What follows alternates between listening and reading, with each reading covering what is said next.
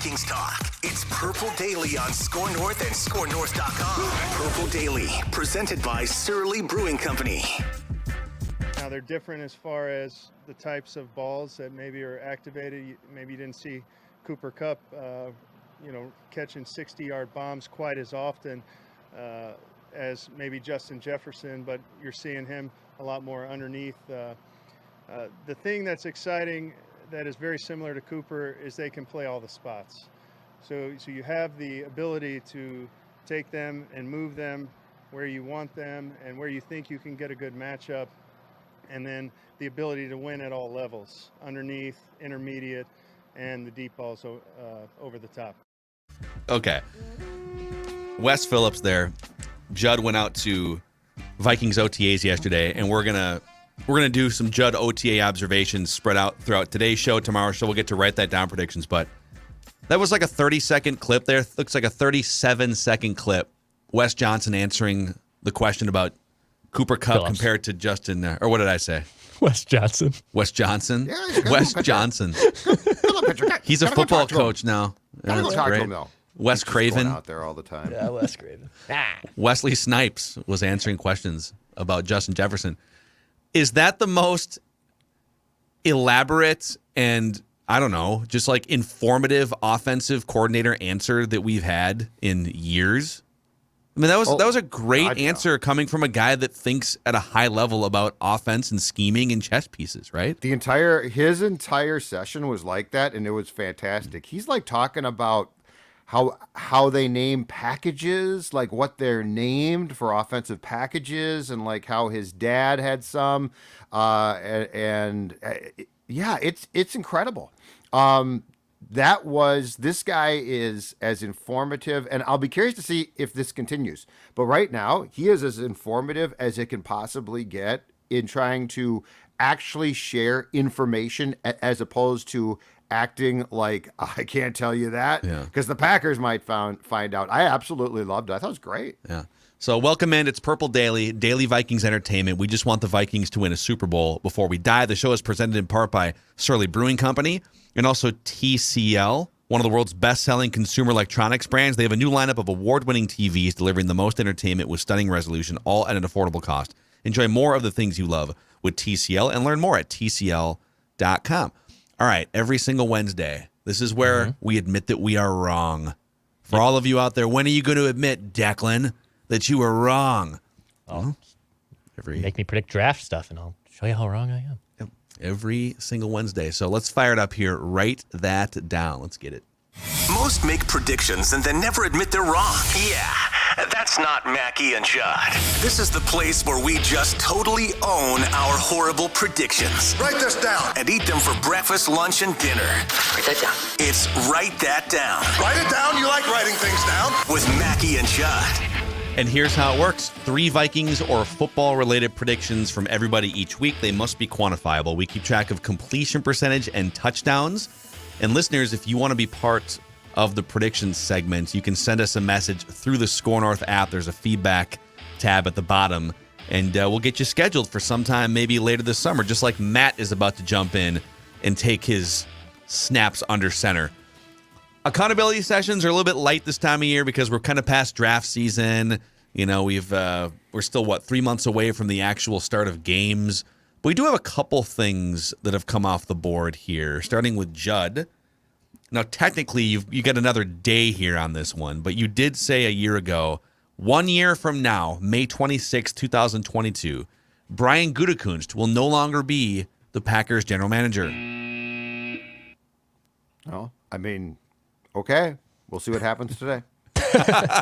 What if it happens? That'd be amazing. I mean, it's sports, man. Volatile business. If it happens in the next 24 hours, we will revisit. Touchdown pass, too. Oh, no.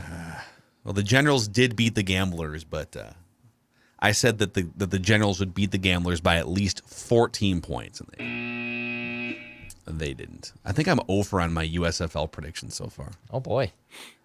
Listeners had nothing come off the board. Declan said the Stallions and the Generals will win their games in the USFL this week. They were both pretty heavy favorites, so it's not a touchdown pass. No, it's not. but it's a nice completion for Declan. And here are the stats for the season. I'm at 35.2% completions with 4 touchdowns. Declan's at 29.6% completions with 6 touchdowns, which leads the league. Listeners at 24%, 4 touchdowns. Judd is at 21.6% and 2 touchdowns. Last place in both of those categories. All right, let's bring Matt in here. He's our guest listener predictor. What's going on, Matt? How you feeling today? Hey, fellas, I'm doing fine. I'm ready for some football games. So today, I'm mostly focusing on the preseason, with the exception of my last prediction, which will actually be Surly related. Wow. Okay. Oh, I like it. Yeah, And unlike our starting quarterback, I'm going to take a multitude of approaches to help us listeners win this year's Write That Down championship. Amazing. I like this. We will do a more comprehensive breakdown of Kirk Cousins' comments probably on tomorrow's show. We've got a bunch of clips and stuff. Let's just say I was really excited to hear his excitement. I didn't feel it coming through the other side of that microphone yesterday. I didn't feel his enthusiasm for the new coaching staff and the new offense. Well, he's just very reserved. It's hard to get a sense of what he's thinking. Yeah, I don't know. Maybe he needs to just like crack a beer before he just take a shot or something to loosen up. What type of beer? We're gonna. Well, Judd, why don't you tell the audience what type of beer he should be drinking? Go ahead. If it was me, and let's just say I don't think Kirk and I are on the same page, but if we were, I would sit down and I would say, Kirk, here, crack open any one of a number of fine beers for my friends at Surly Brewing. I mean, Furious is my choice, Kirk, but you're sort of an antagonistic guy at times, so you might want a Drips and Drops. You might want a Havoc Sorry, machine. Supreme. I don't know, a Supreme, whatever it is, Kirk Cousins, you enjoy a Surly. Because do they make a vanilla flavored Surly? Oh, that's awful. They don't, and that's a terrible thing to say. I'm talking about a kumbaya moment between me and Kirk. Do they make a Surly where you pour out half the Surly and just replace the other half with water, room temperature water? No, of course they don't, because at Surly, they know how to win at a high level, including when it's crunch time and playoff time. Surly Brewing, check it out, even if Kirk doesn't. All right, we're going to start here. We're going to go around the room 3 times. Matt, you're going to lead us off, and then Judd over to Declan, back to me. 3 predictions each. They must be football or show related. They must be quantifiable. So, Matt, start us off. All right, my first prediction is 1 or more presumed Vikings offensive or defensive starters will get hurt in a preseason game and miss week 1. Wow. It just happens. That out in the atmosphere. I don't want it to happen, but it just happens.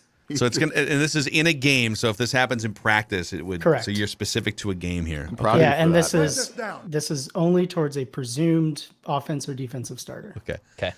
All right, Matt, starting us off with some bad vibes there. Over to Judd for your. It'll get better, I promise. First prediction.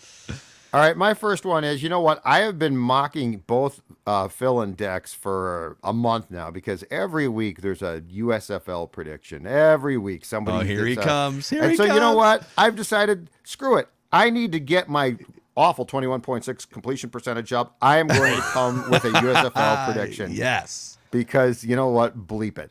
The New Jersey Generals and New Orleans Breakers will win their games on Saturday. New Jersey plays Tampa Bay, and New Orleans plays Michigan. So, again, Declan, the Generals and Breakers will win their games on Saturday. This isn't even a check down. It's like throwing behind the line of scrimmage. I don't know. These games are pretty competitive, man. This is not a gimme. They're both. He's right, though. The records aren't close. Let's just put it that way. I don't think I've gotten one USFL prediction right so far this year. So they're definitely not layups. But I believe I am batting. Declan's got a bunch of them. Yeah, I've got a bunch of them. And in fact, I'll give you this one. I'll give you a USFL prediction. The Houston Gamblers beat the Philadelphia Stars this weekend in USFL football. The Gamblers are 1-5. They've only won 1 game, guys. I love when you do the Stu Gatz voice. The Gamblers. You got Stars. the Stu Gatz thing down. Dano. But it only comes out when he talks about the USFL. But it's hilarious. All of a sudden, USFL. Football. Declan Gamblers. Stars. Let's grind some teeth. Let's do it. All right. Write this down. I'm going to defend my Trevor Lawrence take from my quarterback rankings early this week. People are mad because Trevor Lawrence was garbage last season, and you have him higher than Kirk Cousins in your quarterback rankings. Blah, blah, blah, blah, blah, blah, blah. Blah, blah, blah. Well, I also told you that Justin Herbert and Joe Burrow were going to be top 10 quarterbacks at this time last year. So maybe the football whisperer has to make an appearance at some point on this show. So Trevor Lawrence, write this down, a little Trevor Lawrence parlay for you. Write this down. He will finish the regular season top 15 in QBR and will have more passing yards than Kirk Cousins. Write it down. Okay. Kirk hater. I think this is going to be a big year for what we all thought was a generational quarterback now that he has an actual coaching staff Write this down. around him. I think you're right. Okay. I think that you are the Burrow thing to me seems very comparable. Yep. Let's do it. All right. Back over to Matt, your second prediction. All right, Judd, you got to take your headphones off for this one. All right, Yes. hold on. I will turn it down love. and give me the sign when I can come back. Okay. We'll wave our arms. All right. Okay. Let's make sure he's in. Okay. So at some point during training camp, Judd will get on Purple Daily and rant about something that he doesn't like happening during practices. Okay. So it's just kind of as general as that. So like off the record, this could be offensive line, just not shaping up to what we thought it would be. Which So it's is something specific realistic. to something he's observing in practice that he's Yeah. not a fan of. This is Yeah, very so like broad. offensive Okay. line, backup quarterback situation, like Sean Mannion still being there, This is- cornerbacks or whatever. This is a check down for sure, but it's great and we should keep it because, it's hilarious. And Well, yeah, I mean, I'd it's like gonna, to it's celebrate gonna it when happen. you're right. But look, we got to get that percentage up for the listeners. Yep. I like it. Okay, Judd, you can come back now. Come on back. Mosey on back. All All right. right. Can you hear us okay? Yep, I'm turned back up now. Okay. Yep, I can hear you. All right. This prediction could come off the board at any time, okay? Just so you know. Just I don't know what- live your I life. seriously- Don't live your life in fear. I don't know what it is, so there it is. Oh. No, Oh. No. no, we're just kidding. All right. No, Yeah. it can't come off the board today, just so you know. But it could come off the board some You know other what? time. Oh my Well, gosh. it could at any moment. It sounds like it. You never know. I like it.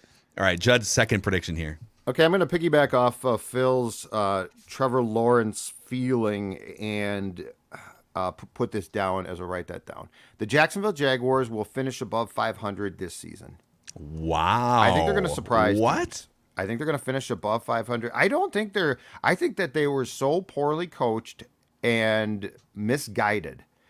Look, 9 and 8. So I'm not saying that they're going to be a playoff team or be great, but I think that they are the type of team that is in for. I mean, Doug Peterson might have at the end had some shortcomings in Philadelphia, but the guy can flat out coach. Yeah. Yeah. And to your point, he's going to have a quarterback who is probably the best quarterback he's had as a head coach. I mean, this kid should be eventually here even better than Wentz was at his best. So the Jaguars will finish above 500. Yeah, that's a touchdown for sure if that happens. 9 wins for that Write this down. garbage team would be a touchdown. Declan, your second prediction. All right. Did you guys see that Pepsi is no longer the sponsor of the Super Bowl halftime show? You guys see that released yesterday? Haven't they been around for 20 plus years? So they're still remaining as an NFL sponsor. They're still very much a big time soft drink sponsor and like a sponsor of the NFL for the last 40 years, but they are no longer the sponsor for the halftime show. So Price is they're looking going up. The NFL is looking at moving on with a different sponsor for just the halftime show. So write this down. Okay. The next sponsor of the Super Bowl halftime show will be a social media based company. Oh, yeah. We're going to keep this a little open-ended. The viewership and the entire thing of the halftime show has gone down. Like, I think Katy Perry peaked at it like 5-6 years ago, and it's just been sinking. Like, the viewership, they turn away from it now. It's not as watched as it used to be. And I feel like they're going to lean into a social media experience because, I mean, let's be honest, everyone likes to see the clips of it. So I think it'll be a social media-based company, like a TikTok, like a the YouTube, talk. like a Facebook, like something, Okay. Instagram. Yeah, I They like will be it. the presenting sponsor of the Super Bowl halftime show. A know what? social media-based company. Good prediction. I like that. Thank you. I can see that. It's got to be a lot of money to drop on the Write this down. Yeah. Super Bowl halftime The show. talk could promotion. definitely do it. All right, write this down. Here's my USFL prediction for the week. Nice. I'm going to go back to the well here, and I'm going for touchdowns here. I'm going with a 3-item parlay USFL, all within the same game. Okay, Parlay. Stallions, Maulers. Stallions and Maulers take on each other. All right, the Stallions are pretty heavy favorites in this game, so the Stallions are going to win. That's the first part. This game will hit the over 41. And Jamar Smith throws at least 2 touchdown passes in this game. Write it down. Stallions win, over 41 points, total game total, and Jamar Smith throws at least 2 touchdown passes. Let's get it. Write this down. Write it down. You like writing things down. All right.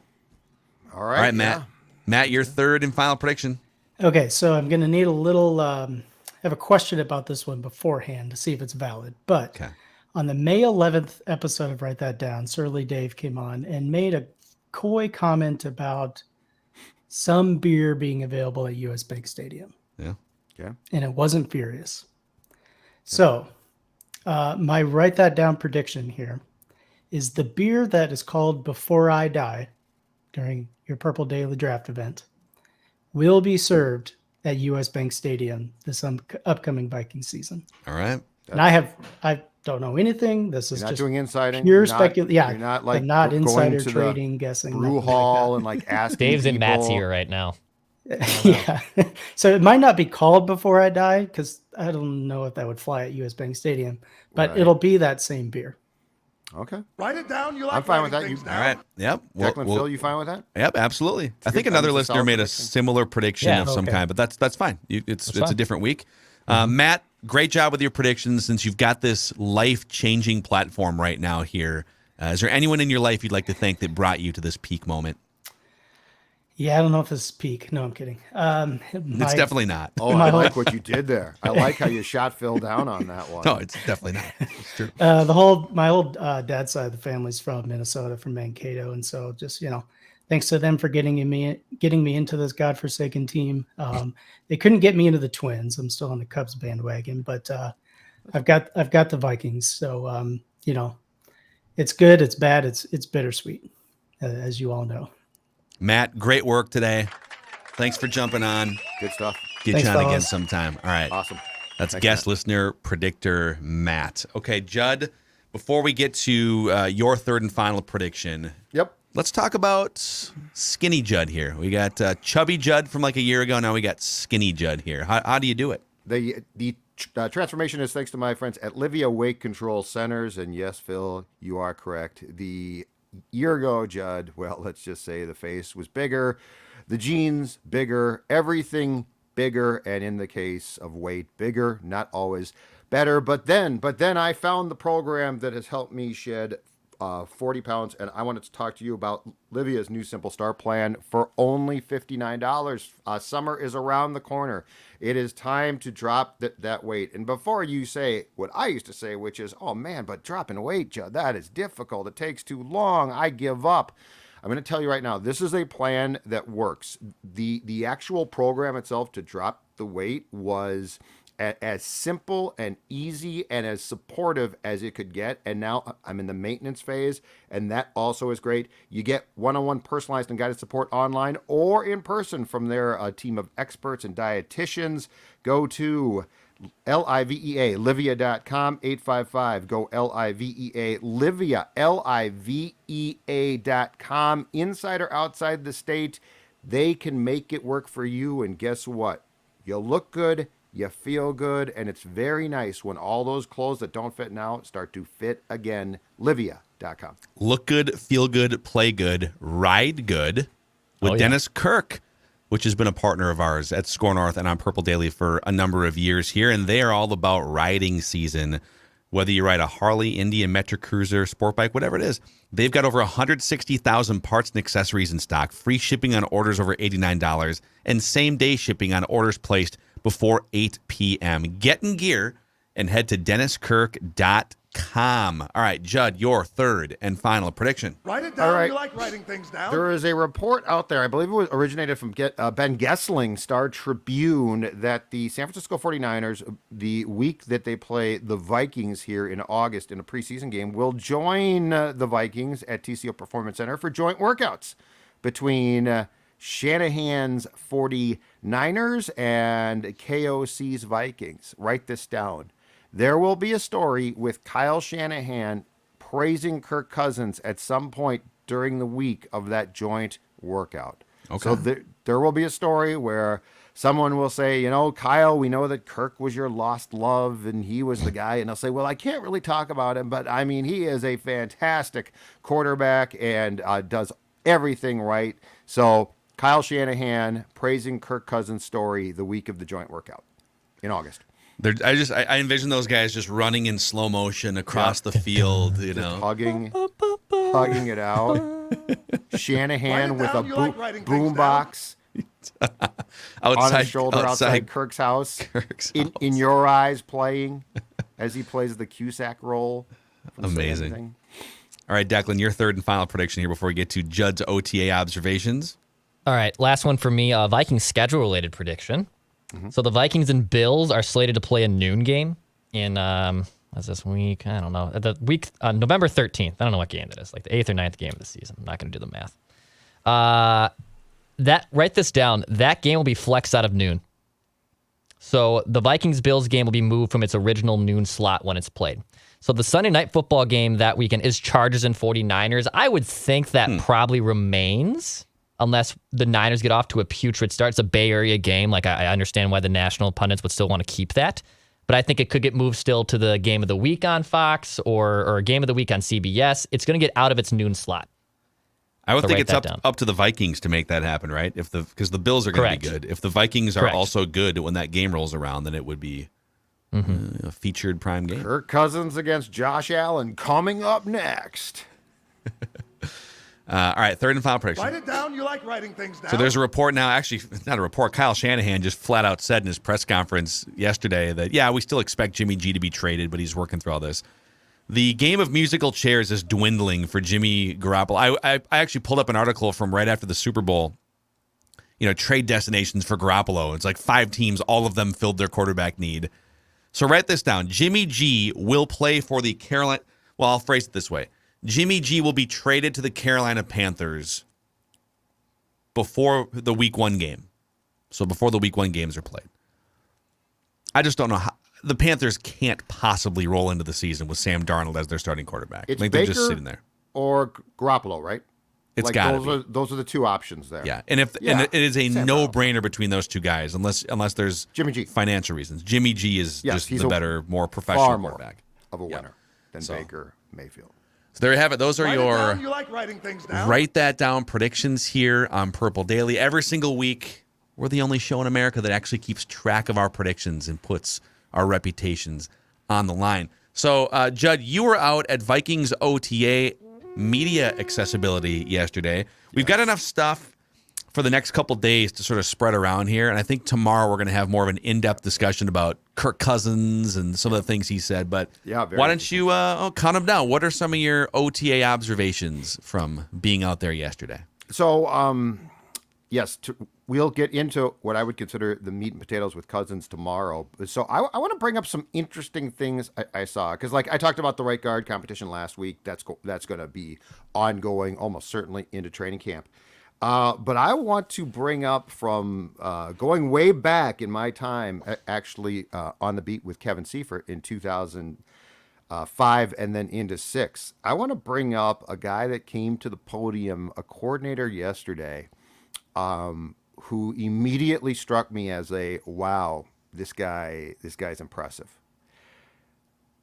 Wes Phillips seems like a good guy. I think he's very happy being an assistant, a coordinator.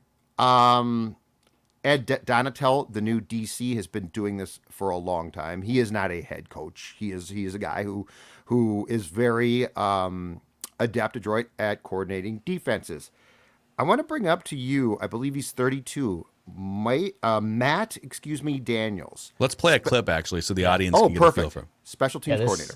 This was Daniels when Judd was asking him about Greg Joseph.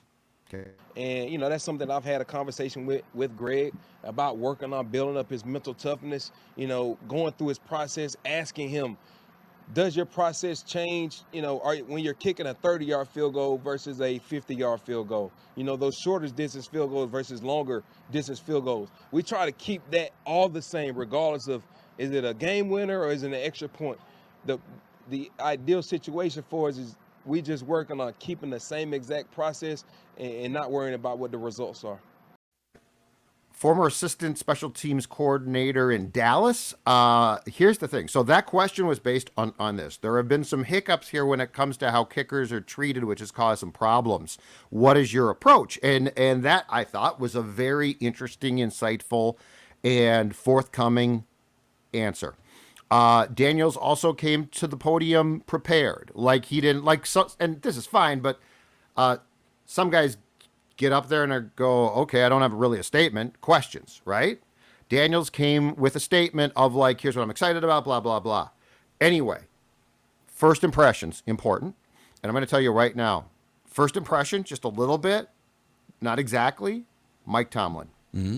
I think this guy struck me. First impression again, okay? So like this is just, he struck me as head coaching material.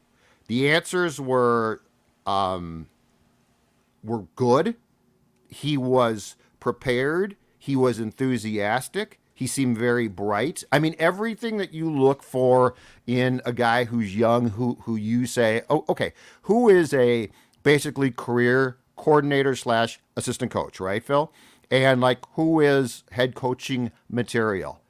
Matt Daniels, this is the first time that I've heard from him, struck me as head coaching material. And I will say this in defense of my statement.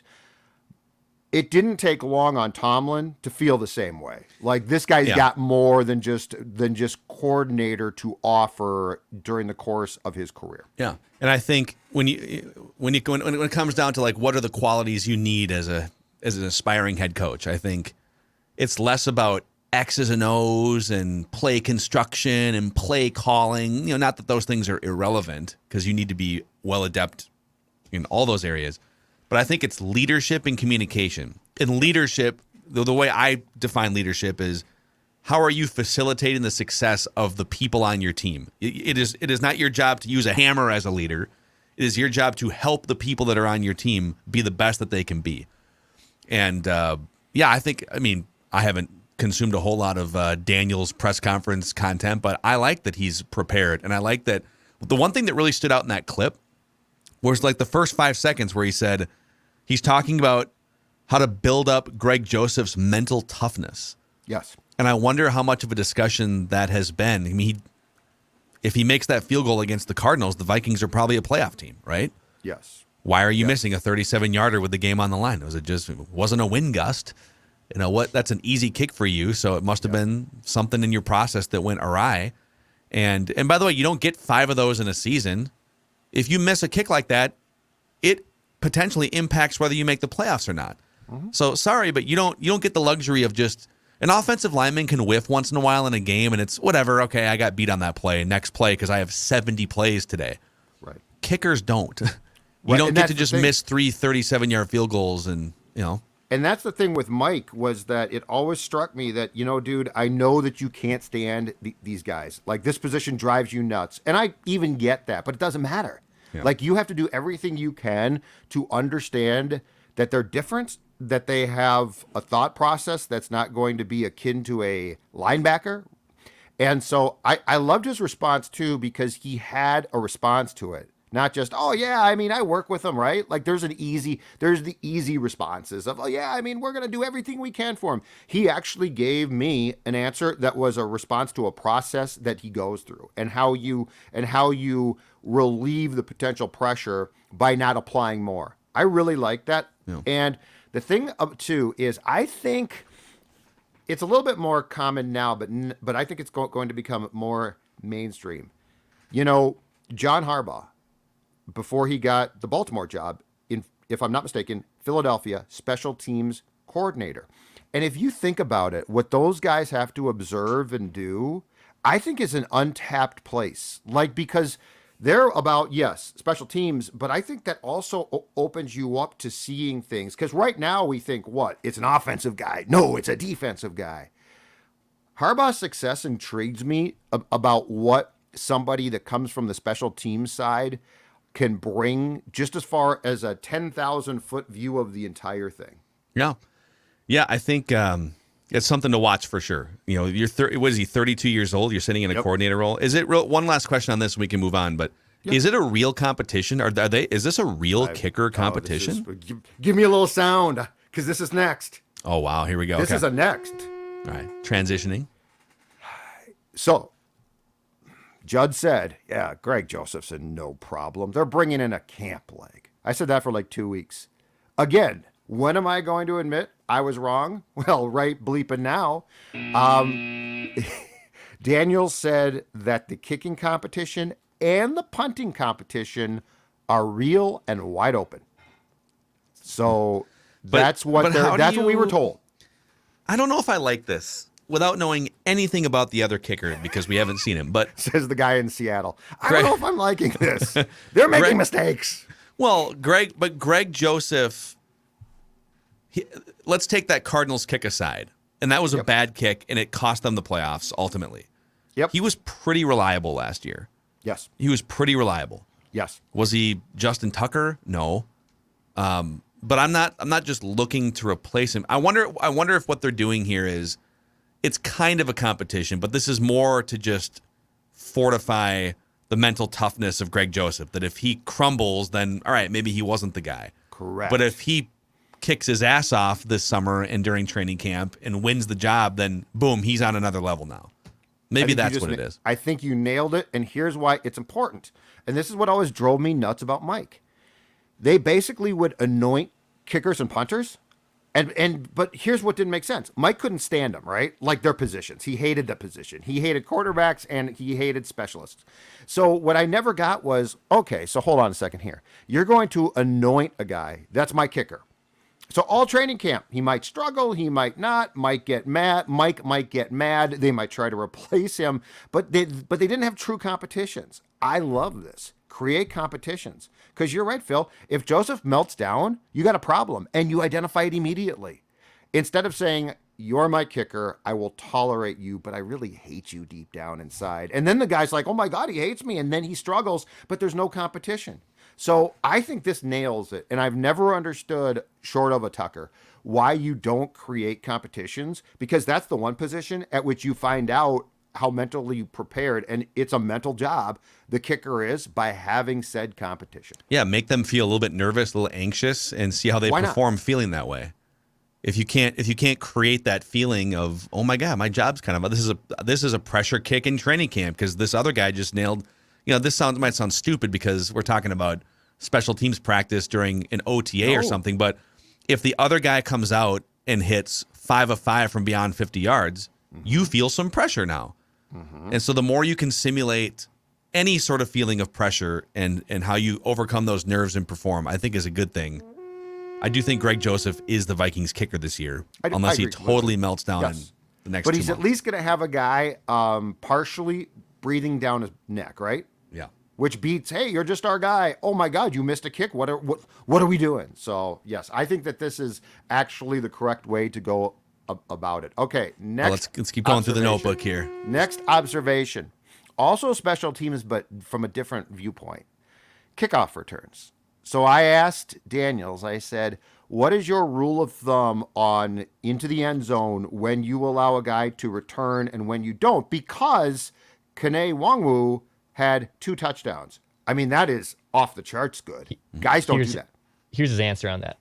Well, that's going to be something we'll have to have a conversation with Coach O'Connell. But, me personally, I love to bring them all out if I could, especially when you're looking at a guy like Kene Nwangwu who possesses that elite skill set that he has.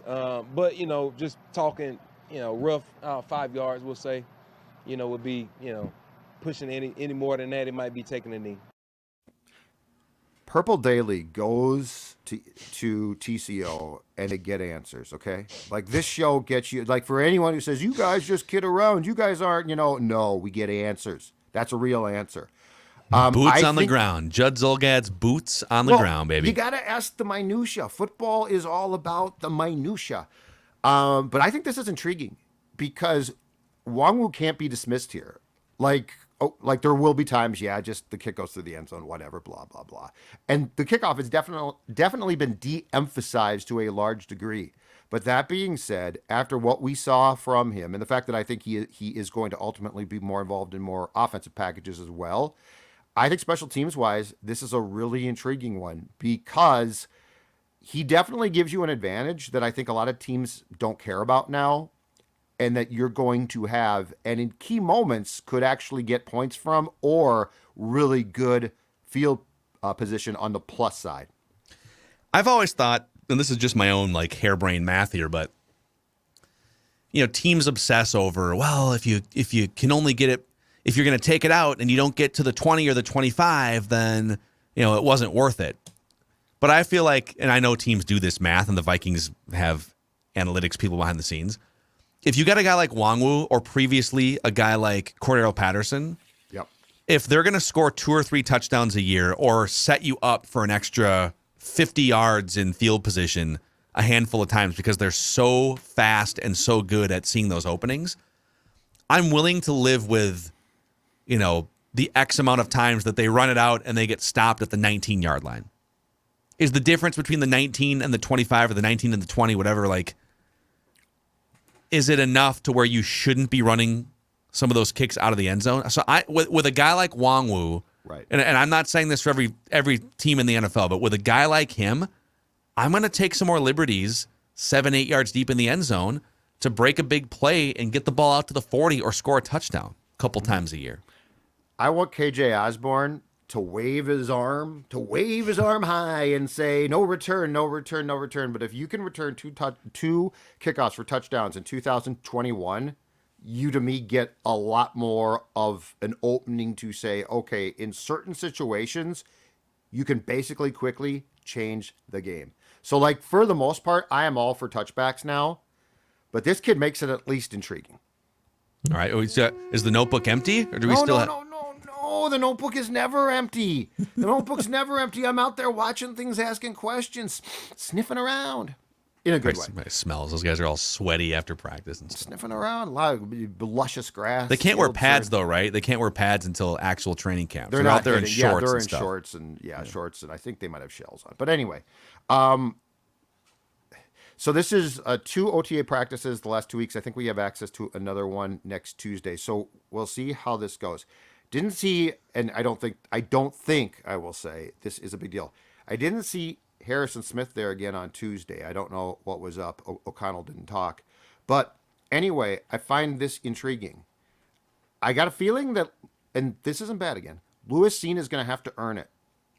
He is not with the first team. So, like, Smith has not been there, I don't think, either one of the days that we have been allowed access. Bynum and...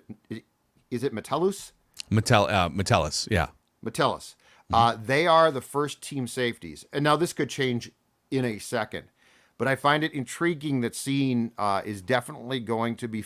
Like, he's not being anointed here. It's not like, well, we're a new coaching staff and you're our draft pick, so you're immediately... If Harrison's not out there, things will change. My guess is, again, I think that they will play some type of package that will employ 3 safeties. But that being said, I found it interesting that they are definitely taking a slow approach, and I don't think for the most part that they are force feeding rookies right now much, and so it's going to be a gradual build. Well, Kevin O'Connell said, I think it was last week after one of the OTA practices, that because you didn't see any rookies competing with the first team. Not that there's many options. I mean, it would basically be Cine, Boone, and maybe Ingram would be the only 3 that would have a chance to compete with the first teamers. And he said they got to earn it. And it's cliche, but I love it. I don't think any of those guys should be practicing with the ones until at least a week or 2 into training camp. I think it's bad for the locker room. And if you just say, hey, a rookie was just drafted and here's the second week of OTAs and he's already ahead of, Cam Bynum, who's been putting in a year of practice or something. So, yeah, I love the idea of just making those guys earn it by studying their playbooks and scheme and practice and stuff. And then at the end of the day, when week 1 comes around, is Lewis Cine probably going to be seeing playing time because he's one of your best options? Yes, I would think so. The Boone thing is even more interesting because you kind of have 3 incumbent starters at cornerback right now that you either have drafted in Cam Dantzler or signed back in Chandon Sullivan and Patrick Peterson. So I'm curious to see how his progression works out the next 2 months. Well, and don't forget, too, that he's being brought along slowly because he was hurt as well. Yeah. So makes I it think easier. he's going to get plenty of time. Yeah, and the first team corners were Dantzler at the right corner, outside corner, Patrick Peterson at the left, and Sullivan, who I think will start at the nickel. Last thing from the notebook. Presented by our friends at Brainerd International Raceway. Vroom, That's vroom. right.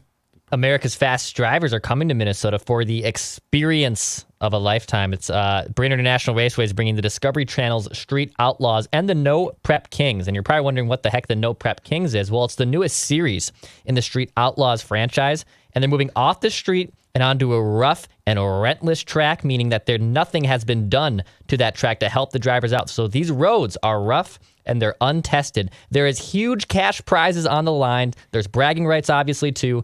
Also, from the family side, kids 12 and under get in free. And there's camping and ticket information. That's right, camping and ticket information at BIRMN.com. Visit BIRMN.com, Brainerd International Raceway. Also, think about where would you be in your life or career without mentors and just the people that help you along? Well, Big Brothers Big Sisters exists to provide children facing adversity with strong and enduring, professionally supported one-to-one relationships. And through the Federated Challenge, Federated Insurance has helped raise $44 million since 2005 for Big Brothers Big Sisters. You can find out more about how to become a big and a mentor yourself, or if you just want to get involved in some way, federatedchallenge.org. That's federatedchallenge.org. All right, let's go to the end of Judd's notebook here. Actually, it's not the end because we have a whole Kirk Cousins section that we're going to do on tomorrow's show. We just need more space to explore it. So Yes, yes. So the last note from today's second access of Viking OTA that we had is this. Speaking of guys that are fast, cars are fast. This guy might be faster than cars. Justin Jefferson isn't bleeping around. Watching him, I mean, these are OTAs. They are literally installing things. Like they are trying to learn the offense. They are barely even running plays. They're like running through the play, but they're not executing them. Every once in a while, they'll throw the ball. Jefferson, when they do, is going as full speed as a person can go in OTAs. He is not bleeping around. He made a couple plays yesterday that showed it. This guy is wired so right. And I mean, it is so much fun to watch not just a star player, but the epitome of a professional approach. At times he probably goes too hard, but hey, look, dude, you're great. When you're on I'm the just saying, racetrack and there's a good. $30 million a year briefcase dangled in front of you, like he is seeing around the league, you're going to bust your ass. I think he wants it too, though. I think what he saw from Burrow and Chase with the Bengals, I mean, he's seeing his friends go to a Super Bowl. And Chase is what? A year behind him. Burrow is the same. Odell, too. come I mean, up? Odell, tore his Yeah. leg up, but that's an LSU guy that he's known, right? I mean, this guy, I think the money probably plays a role, but I think he's driven by the same thing Ant is, which is this is a bunch of crap. I want to win. I haven't made the playoffs yet. My guys just went to a Super Bowl, and they're with the Bengals. Like the Vikings are considered, for the most part, superior to the Bengals. So you can tell this is a year he's not going to be effing around. I think also, too, he looks at this. He's not going to say it. He's not going to throw the previous staff under the bus, but he looks at what Cooper Kupp did in the same offense in Los Angeles and put up ridiculous numbers across the board, led the NFL in all these categories, and Cooper Kupp's going to get this huge contract, too.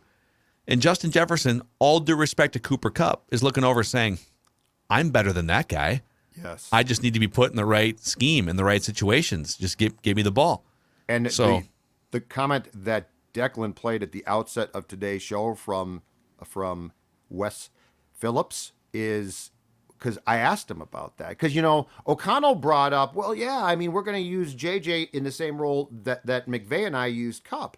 And I'm like, okay, how does it translate, though? How much of it translates? Because I'm sort of with you. First of all, they're not the same player. Second of all, I think Justin Jefferson's more talented. Like, I think Cooper Kupp's really talented and works his ass off. But Justin Jefferson, to me, is an elite talent. And so that's the question is, how are you going to, and basically, is there more to unpack there. Like if Justin Jefferson's going to be Cup, I'm going to up that and say I think Justin Jefferson can do a couple things Cooper Kupp probably can't do as well. Yep. And he talked about the deep threat that Justin can be that Cooper Kupp is probably not. Yep. No, it's going to be if they unleash Justin Jefferson to his fullest capability, I think he's one of the 3 best receivers in the NFL. I think Jamar Chase has a case. Cooper Kupp certainly has a case as well, and Justin Jefferson should be. Devontae Adams. I mean, there's about 5 guys in there. He's in that elite, completely elite group though, which can be fantastic. Yep. So those are Judd's OTA observations, and we'll go sort of part 2 tomorrow with a bunch of dissection of clips from Kirk Cousins, and I don't know. We'll talk. I need a little about more enthusiasm from We'll him. talk. I just about need it. a little. It's a very interesting. Kirk, this is your dream scenario guy. Yeah. Like, let's just. We'll talk about it. We got our note cards. We'll be okay. We'll be okay. We got Judd studying note cards too. It's Yeah, great. we How got to note use TikTok. I got my flashcards. Okay, so Wait a minute, Dex. What do I do? green What are- room filter. Okay. Yeah. Let's see. No, I haven't done that yet. What do I put? I haven't done anything with a filter. Nothing. I Let's can barely do let's teach TikTok Judd Live. 5 features on TikTok using. I'd like to do one flashcards. where I can play those cool tunes and like dance around. We're not technically as a brand account. We're not supposed to play copyrighted music. It's an industry thing. So just don't on get our us sued. TikTok? Don't get us sued on TikTok. Is what So I'm I would saying. have to do it on my own TikTok. You could do it on your own TikTok. Like That's I could correct. do the Dante roll. Get your roll on. Get your roll on. All right, that's a wrap. Purple Daily Vikings Entertainment.